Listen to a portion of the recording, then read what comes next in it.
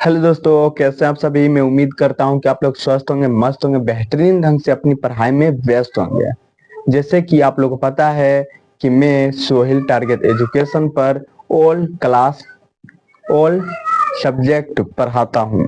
लेकिन अभी जो मैं क्लास को स्टार्ट कर रहा हूं सिर्फ साइंस का ना। साइंस में जो 3 बुक्स होते हैं, फिजिक्स, केमिस्ट्री, बायोलॉजी, तो मैं वही तीनों की क्लास अभी मैं करवा रहा हूं यूट्यूब पर। आप लोग अगर इस चैनल को सब्सक्राइब नहीं किए हैं तो आप लोग इस चैनल को सब्सक्राइब कीजिए, और हमारे क्लास को लाइक नहीं किए हैं तो आप लोग हमारे क्लास को लाइक कीजिए।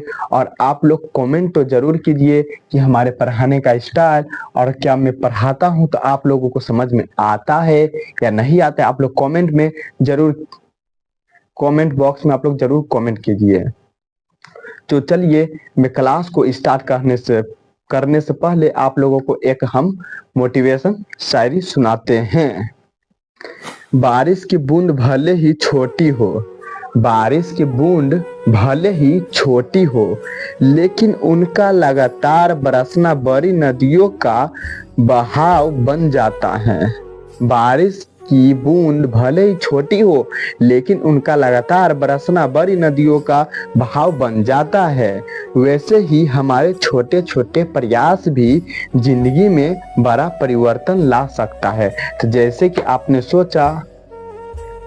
आपने सुना, जो बारिश होता है वो छोटी छोटी बूंद होती है ना, लेकिन वह हमेशा लगातार बरसते रहता है तो बड़ा जो नदी होता है ना उसको भी बहा देता है। इसी तरह हम लोगों को भी धीरे धीरे प्रयास करना है और आगे ऊंचाई की तरफ जाना है। लेकिन हम धीरे धीरे न चलकर स्पीड में जाकर फिर लौट जाएंगे तो क्या मेरा प्रयास खराब हो जाएगा। तो मैं भले ही धीरे धीरे चलता हूँ लेकिन निरंतर मैं चलता रहूंगा। भले एक बार फेल हुआ, 2 बार फेल हुआ, लेकिन प्रयास करने से विनर तो होकर ही रहूंगा। तो चलिए मैं क्लास को स्टार्ट करता हूँ। हम लोग क्या, बिहार बोर्ड ना, हिंदी मीडियम, क्लास 10 के छात्र, और मैं पढ़ा भी रहा हूँ क्लास 10 के छात्र को ही। फिजिक्स चैप्टर 1 प्रकाश का परावर्तन पार्ट 5, यानी जो फिजिक्स का जो अभी क्लास है चैप्टर 1 है। और चैप्टर 1 का जो नाम है ना फिजिक्स का, प्रकाश का परावर्तन, रिफ्लेक्शन ऑफ लाइट। लेकिन जो पाठ जो है, ये फिजिक्स का जो क्लास आप देख रहे हैं, अभी मैं फिजिक्स का भी क्लास करवा रहा हूँ। ये 5 क्लास है, यानी मैं पहला क्लास करवा चुका हूँ, दूसरा क्लास भी करवा चुका, तीसरा क्लास भी करवा चुका, चौथा क्लास भी करवा चुका हूँ। लेकिन यह जो क्लास करवा रहे हैं ये 5वां क्लास है। अगर आप लोग इसके पीछे वाले क्लास नहीं देखे तो आप लोग जाकर पीछे वाले क्लास जरूर देख लीजिए, प्ले लिस्ट में सभी क्लास रखा हुआ है। लेकिन मैं आप लोगों को 4 क्लास में मैं आप लोग को 8 क्वेश्चन बहुत एकदम अच्छे तरीके से समझा के मैं पढ़ा चुका हूँ। लेकिन जो मैं आज बताने वाला हूँ, प्रकाश के गमन के आधार पर पदार्थ कितने प्रकार के होते हैं, यह 9वां क्वेश्चन है। ठीक है, यह 9वां क्वेश्चन है। तो चलिए मैं 9वां क्वेश्चन को स्टार्ट करता हूँ। प्रकाश के गमन के आधार पर पदार्थ कितने प्रकार के होते हैं। पहले आप लोग इसको समझने का प्रयास कीजिए।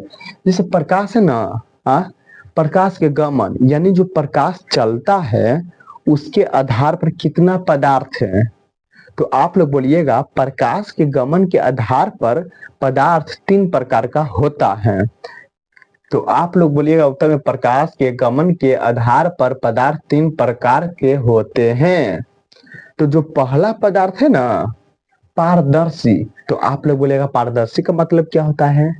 तो हम लोग बोलेंगे, वैसा पदार्थ जो प्रकाश की किरणें आसानी से पार हो जाए उसे हम लोग पारदर्शी पदार्थ कहते हैं। जैसे कि आप लोग को परीक्षा में आएगा तो आप लोग ऐसे लिखिएगा, पारदर्शी अगर पदार्थ आ जाए तो आप लोग सीधे सीधे कॉमन सेंस लगाइए कि वैसा पदार्थ जिससे प्रकाश की किरणें आसानी से पार हो जाए उसे हम पारदर्शी पदार्थ कहते हैं। जैसे आप लोग देखिए, जैसे कांच, पानी, हवा। जैसे आप लोग सोचिए, जैसे प्रकाश की जो किरणें आती है, क्या उसके सामने अगर हम लोग जैसे प्रकाश की जो प्रकाश है ना, सूर्य भगवान, उसके वह जो उसके जो रोशनी है, किरण, वह हवा से भी गुजर जाता है, शीशा से भी गुजर जाता है ना, और पानी से भी गुजर जाता है। तो वही तो यहाँ पर बोल रहा है, वैसा पदार्थ, मतलब वैसा पदार्थ जिससे प्रकाश की किरणें, जो प्रकाश की जो किरणें है ना, वह वह आसानी से पार हो जाए, उसे पारदर्शी पदार्थ कहते हैं, जैसे कांच, पानी, हवा। ठीक। लेकिन जो तीसरा है अपारदर्शी, अगर आप लोग पारदर्शी समझ गए तो अपारदर्शी है, इसमें हम लोगों को सिर्फ नहीं का प्रयोग करना है, नॉट का।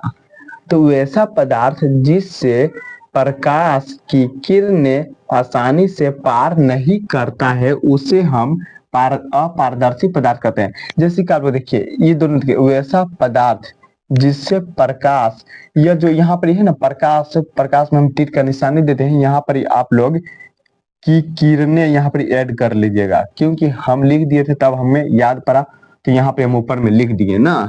तो ऐसा पदार्थ जिसे प्रकाश की किरणें आसानी से पार नहीं करता है, उसे हम अपारदर्शी पदार्थ कहते हैं। जैसे आप मानकर चलिए, जो सूर्य का जो रोशनी होता है, सूर्य भगवान का जो किरण होता है ना, जैसे आप लोग झोपड़ी में अगर रहते होंगे, जाए छत के वेंटिलेटर से प्रकाश की जो किरणें आती है, छोटी छोटी रोशनी आती है, तो उसके सामने अगर आप लोग ईटा रखिएगा तो क्या वह प्रकाश पार हो जाएगा? नहीं होगा। क्या उसके सामने आप पत्थर रख दीजिएगा तो क्या वह किरण टकरा कर पार हो जाएगा? नहीं होगा। तो उसी को हम लोग अपारदर्शी पदार्थ कहते हैं। जैसे आप लोग देखिए, अपारदर्शी पदार्थ किसे कहते हैं? वैसा पदार्थ जिसे प्रकाश की किरणें आसानी से पार नहीं करता है, उसे हम अपारदर्शी पदार्थ कहते हैं। जैसे ईंट, पत्थर ना, ईटा को आप लोग टकराए मार कर देखिएगा, प्रकाश उससे पार नहीं होगा। आप बोल के भी प्रकाश पार कीजिए, नहीं होगा। टॉर्च, मोबाइल का टॉर्च का भी प्रयोग कीजिए, नहीं जाएगा, पत्थर के भी सामने नहीं जाएगा। तो चलिए मैं तीसरा क्वेश्चन बताता हूँ, पारभासी पदार्थ। पारभासी का मतलब होता है जो प्रकाश की किरणें है ना, हल्का हल्का पार होता है। तो आप लोग को पारभासी पदार्थ आएगा तो आप लोग ऐसे लिखिएगा, वैसा पदार्थ जिससे प्रकाश की किरणें आंशिक रूप से पार होता है। आंशिक का मतलब होता है ना, थोड़ा थोड़ा, हल्का हल्का। आंशिक रूप से पार होता है, उसे हम पारभासी पदार्थ कहते हैं।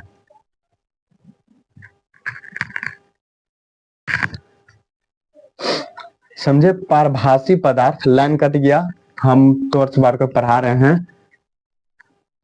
पारभासी पदार्थ ना, पारभासी पदार्थ हम आप लोग को बता रहे थे, पारभासी पदार्थ। तो वैसा पदार्थ जिससे प्रकाश की किरणें आंशिक रूप से पार होता है, उसे हम पारभासी पदार्थ कहते हैं। जैसे कि आप लोग देखिए, तेल लगा हुआ कागज ना, जैसे आप लोग ट्राई मारिएगा, जो गणित का किताब होता है ना, सादा पन्ना, चाहे कोई भी पन्ना ले लीजिएगा, अगर आपके माथा में तेल लगा हुआ होगा तो उस पर घस लीजिएगा, उसमें तेल लगाकर और उसको आप लोग सूर्य के भगवान को देखिएगा, हल्का हल्का दिखाई देगा, हल्का हल्का दिखाई देगा। ठीक। घिसा हुआ कांच, यानी घिसा हुआ, जमीन में घिसा हुआ ना शीशा, ठीक, शीशा लेकर घसीिएगा उसको, और फिर देखिएगा उस प्रकाश की जो रोशनी होगी ना, हल्का हल्का पास करेगा, गिजमिजा कर पास करेगा। तो उसी को हम लोग पढ़ते हैं पारभासी। वैसा पदार्थ जिससे प्रकाश की किरणें आंशिक रूप से पार होती है, उसे ही हम लोग पारभासी पदार्थ कहते हैं। तो चलिए, आज मैं आप लोग को पदार्थ के बारे में बता दिया, कल मैं आप लोग को छाया के बारे में पढ़ाऊंगा। तो आप लोग से उम्मीद करता हूं कि आप लोग हमें सपोर्ट करें।